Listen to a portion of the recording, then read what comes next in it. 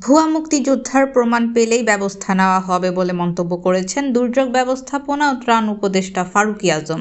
রোববার সচিবালয়ে উপদেষ্টার অফিস কক্ষে সাংবাদিকদের এ কথা বলেন তিনি। অভিযোগ রয়েছে, বিগত সময় যাচাই বাছাই না করে অনেক ভুয়া মুক্তিযোদ্ধাকে গ্যাজেটভুক্ত করা হয়েছে। এ সুযোগে তাদের অনেকের আত্মীয় স্বজন বাগিয়ে নিয়েছেন চাকরি, অনেকে হয়েছেন ক্ষমতাবান। ছাত্র জনতার অভ্যুত্থানের পর গঠিত অন্তর্বর্তীকালীন সরকার সেই তালিকায় কাটছাঁট করে স্বচ্ছ একটি তালিকা করার উদ্যোগ নিয়েছে। ইতোমধ্যেই সরকারের মুক্তিযুদ্ধ বিষয়ক উপদেষ্টা ফারুকী আজম বীর প্রতীক তালিকা থেকে ভুয়া মুক্তিযোদ্ধাদের বাদ দেওয়ার পাশাপাশি তাদের শাস্তির আওতায় আনার নির্দেশ দিয়েছেন। একই সঙ্গে মুক্তিযোদ্ধা সনদ নিয়ে কতজন সরকারি চাকরিতে আছেন তাদের তালিকাও তৈরি করতে বলা হয়েছে।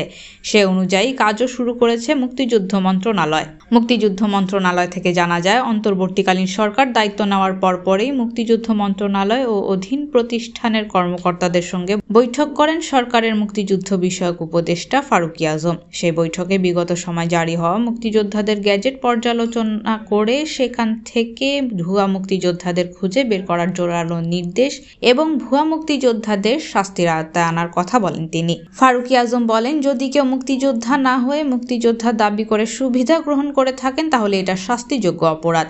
এমন অপরাধের তথ্য প্রমাণ পেলে তাদের বিরুদ্ধে ব্যবস্থা নেওয়া হবে।